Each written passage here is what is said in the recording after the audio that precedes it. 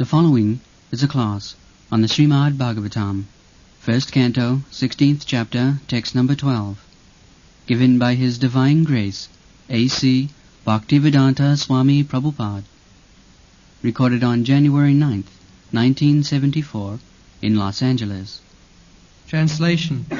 Maharaj Parikshit then conquered all parts of the earthly planet, Bhadrashva, Ketumala, Bharata, the northern portion of Kurujangala, Kimpurusha, etc., and exacted tributes from their respective rulers. So in this verse it is descriptive, different parts of the world. So the important word is here, Vijitva Jagrihi Bulim. Bulim, I do not know how it is strength, tax, tributes. The king, the emperor, would conquer a country and levy tax, must give at least token. It doesn't matter, even £1 or $1 per year, but he must pay something, token. That means he agrees to become subordinate. Just like according to Rent Act, a poor man must pay something, it may be, in our country it is so. So that the landlord have the claim without rent, after some years it becomes his property. So, this conquering of other countries was not like the Napoleon conqueror or Hitler conqueror, no. As it will be evident from the character of Maharaj Parikshit, the idea was to keep the whole world Krishna conscious.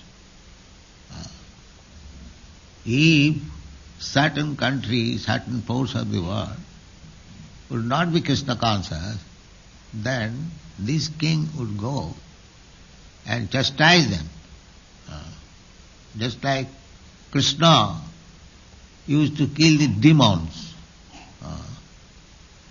There was one Pondra, even during Krishna's time. He placed himself as Vishnu. He artificially made 4 hands.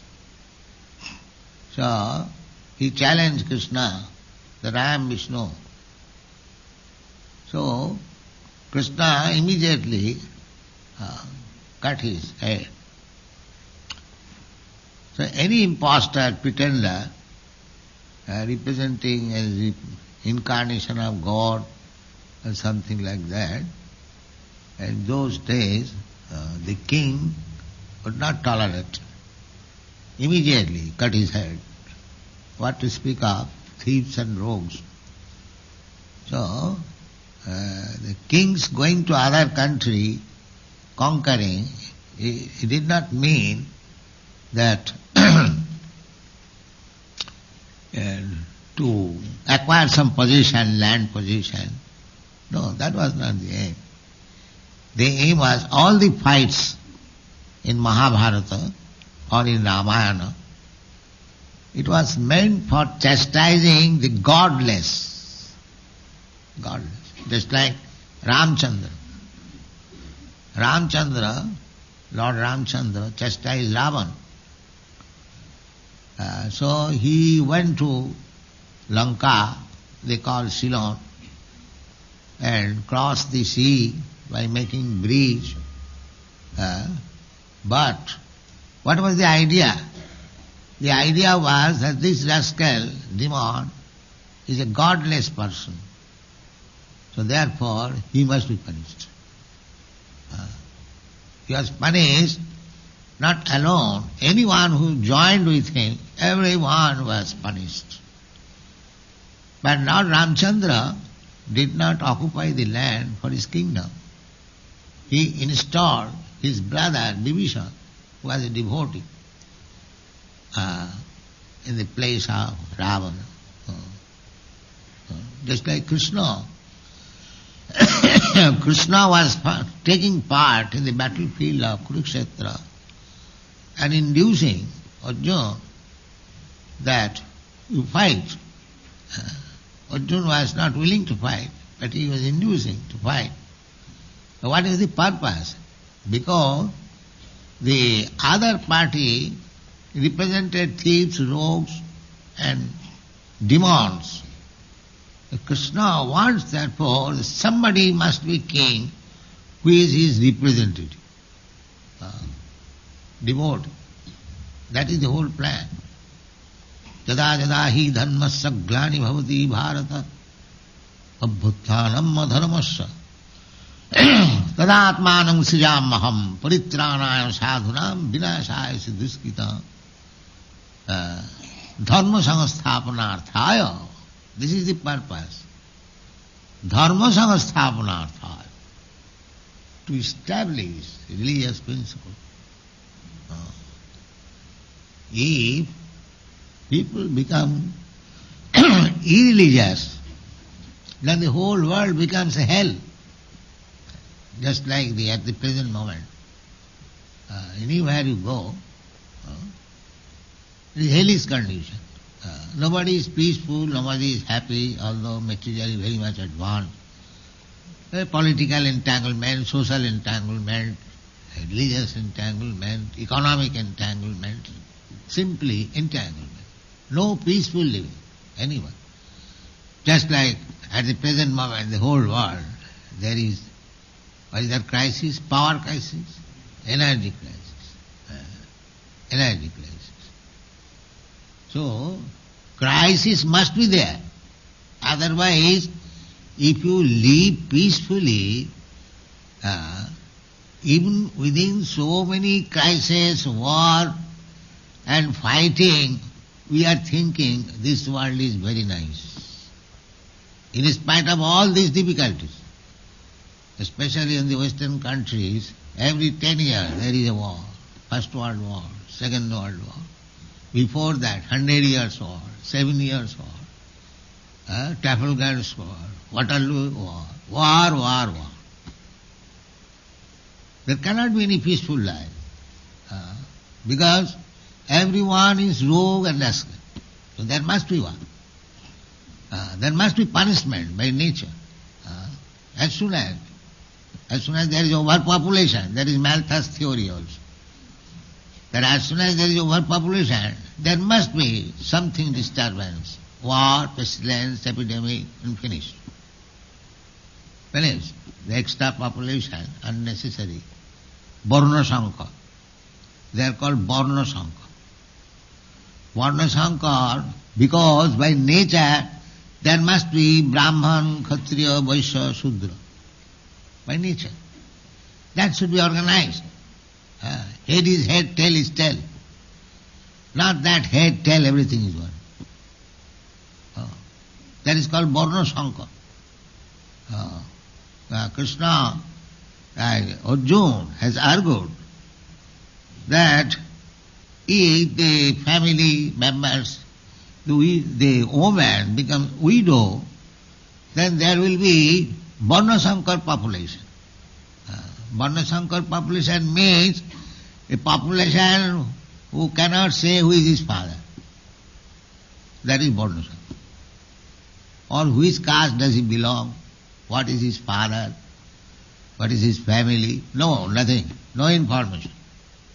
That is called Varna Sankar. So, when the Varna Sankar population increases, then the whole world becomes hell. So, in order to save the world, to become hellish, the king was so alert. That is also bhakti. Because the whole natural plan is to come back to home, back to God. This is nature's plan.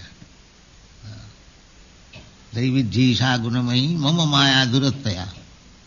Just like the police department. What is the meaning of police department? Why government spends so much money for police department?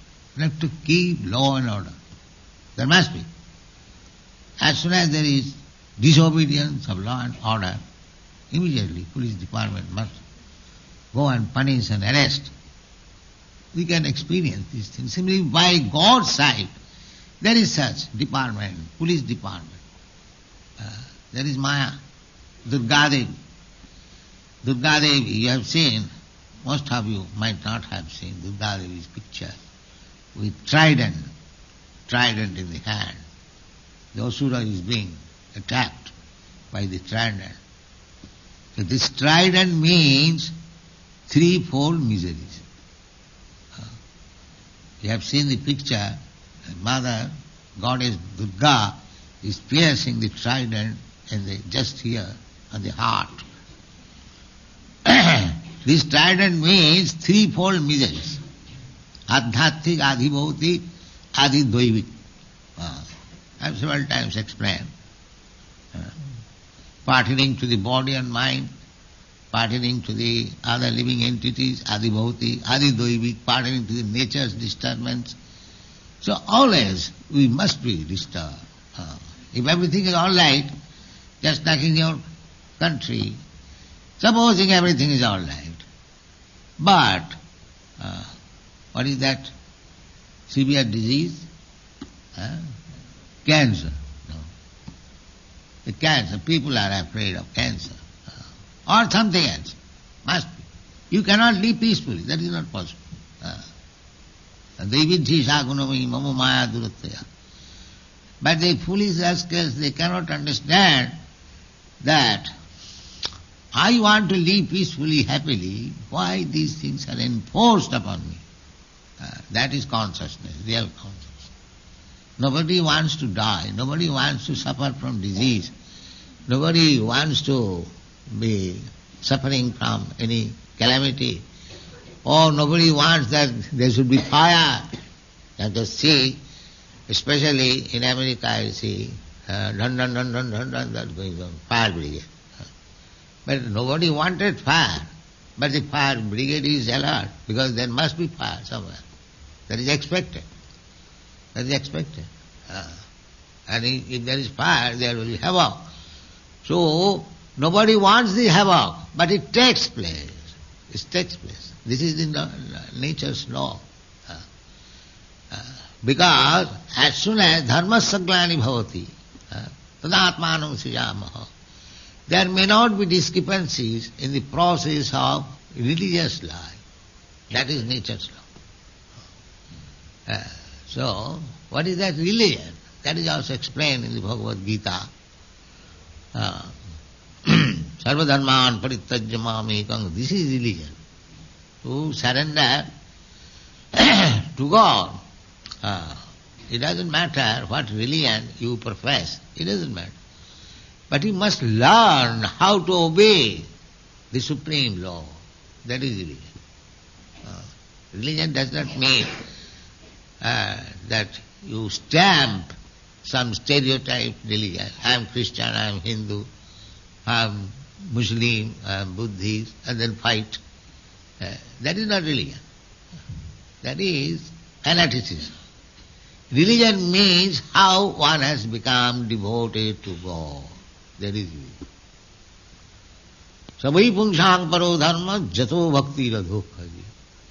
You claim to be religious, or you claim to be Hindu or Christian or Buddhist, that's all right. But do you know what is God? Everyone silent. Everyone, all nonsense, rascal, silent. He doesn't know what is God and what is his religion. If you do not know what is God, a fake idea, that is not religion. You must know what is God. Just like to become American citizen, it requires to know something of the history of America. So if American citizen, if you ask him, what you are? I am American. Who is your president? I do not know.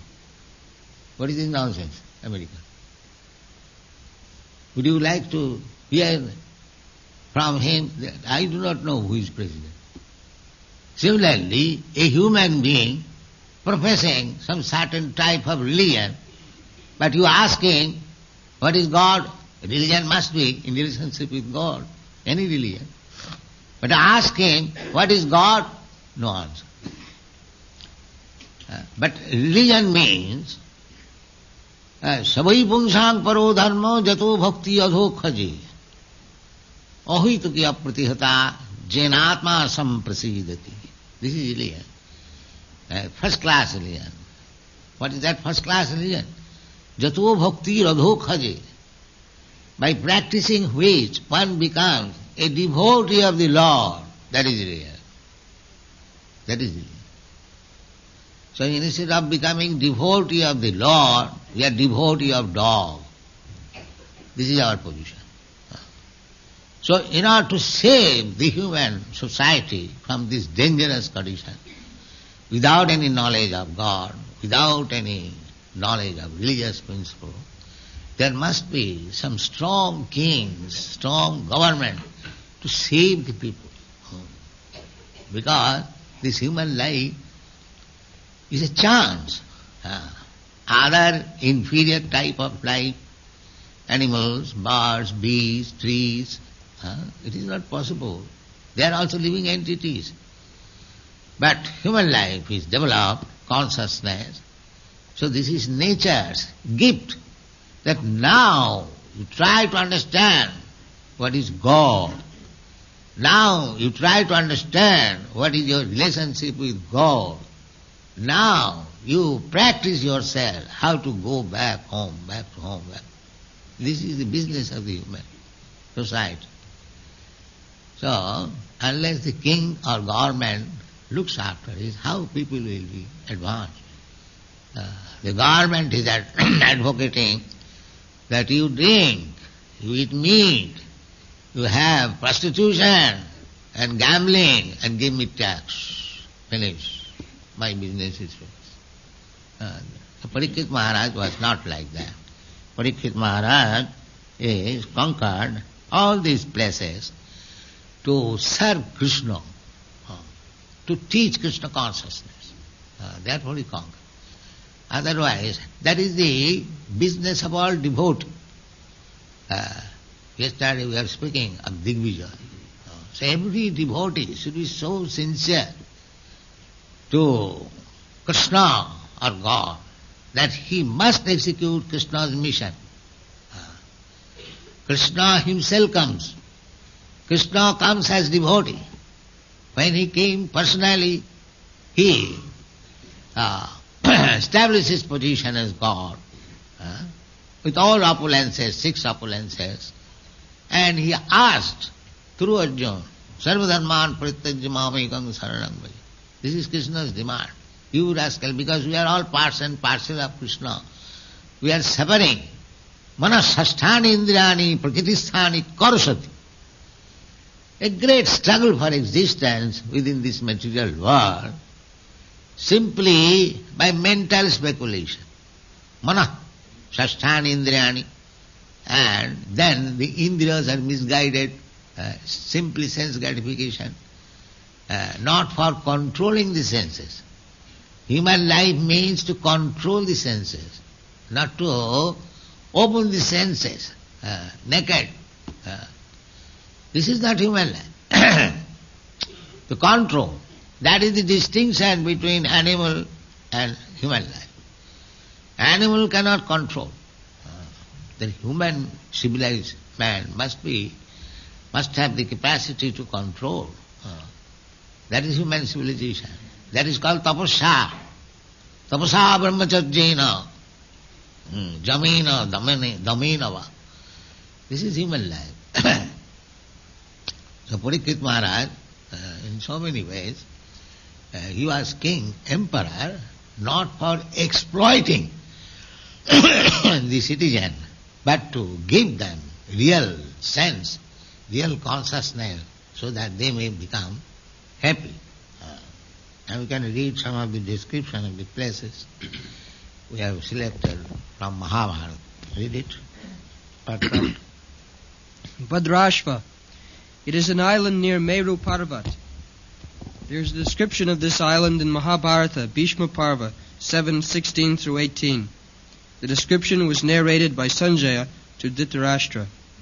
Maharaj Yudhishthir also conquered this island, and thus the province was included within the jurisdiction of his empire.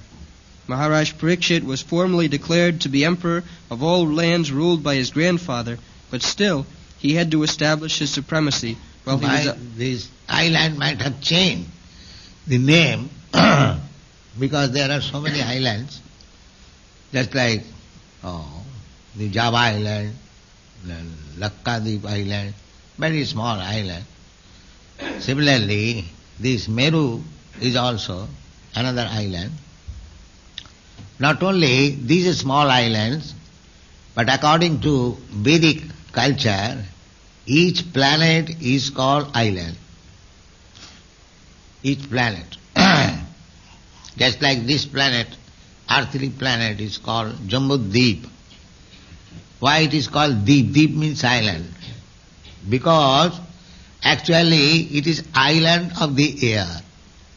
Just like there are so many islands in the sea, similarly this vast air, outer space, and all these planets are floating like island.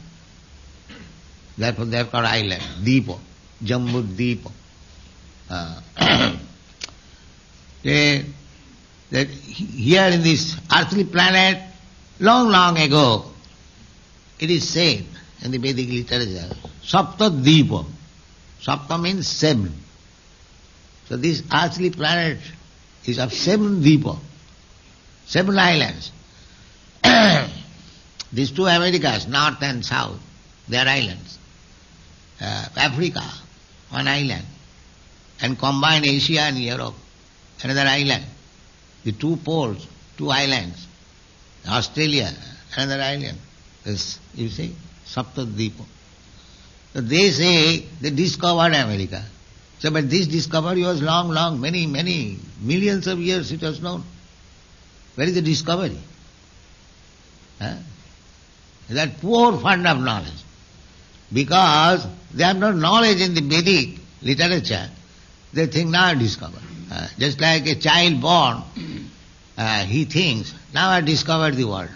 Before my birth, there was no world. This kind of knowledge called poor fund of knowledge. Therefore, knowledge must be taken from the Vedic literature. Veda means full knowledge. And that full knowledge, when it is properly utilized, then you can understand Krishna. Vedaishta sarvai ahamiva vedyam. First of all, you have to take to the Vedic literature for real knowledge. And when you come to the platform of real knowledge, then you can understand Krishna. Before knowing Krishna, you are in darkness. You are in darkness. Because it is said, Vedaishta sarvai, Veda means knowledge. The ultimate goal of knowledge is to understand Krishna. And therefore it is called Vedanta. Vedanta, Veda means knowledge. And Anta means the ultimate. Vedanta. Vedanta philosophy. The Vedanta philosophy gives you direction. That what is the object of knowledge? Athata Brahma Jigyasa. Now, object of knowledge to understand the Supreme, the origin of everything. That is object of knowledge. Philosophy. Philosophy means science, anything. Science also trying. What is the original cause of this creation?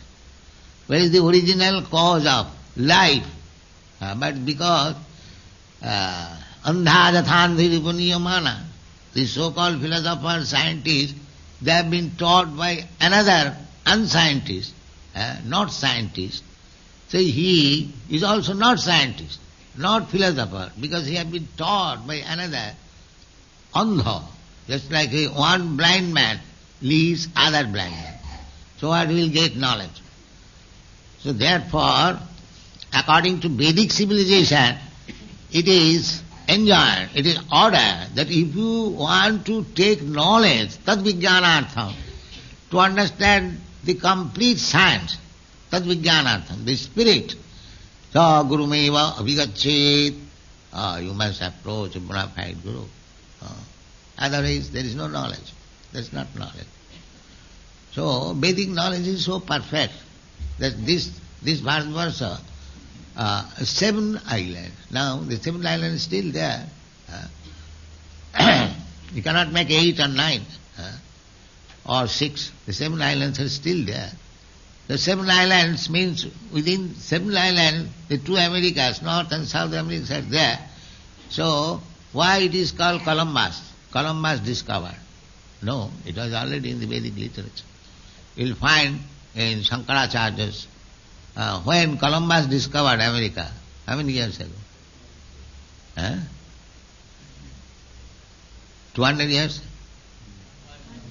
500 years. And Shankaracharya has described about the 7 islands 1,500 years ago. So why the credit should go to Columbus? It should go to Shankaracharya. But Andhajathandhi Rupanyamana, he said that I have discovered.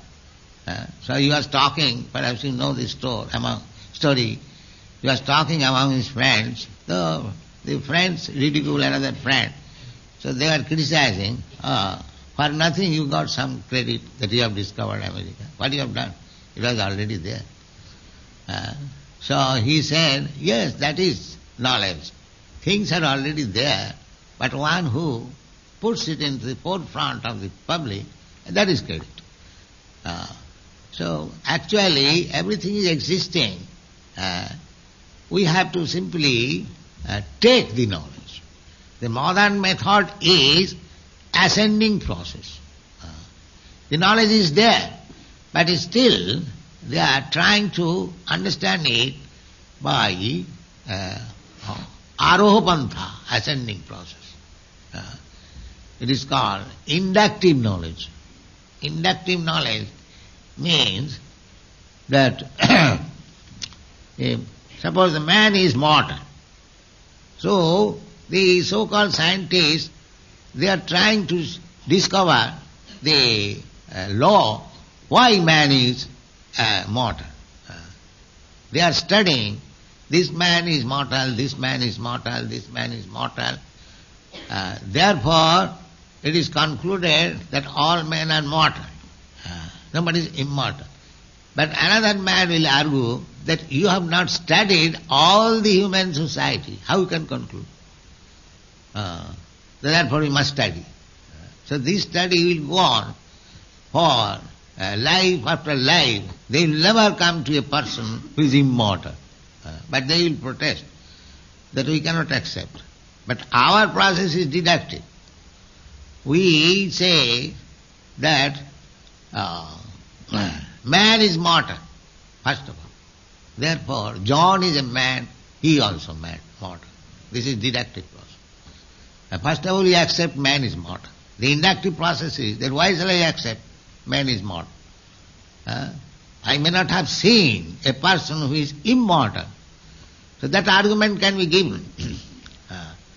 But we accept this Vedic knowledge, the first premises, accepted. Just like we accept that God is the source of everything.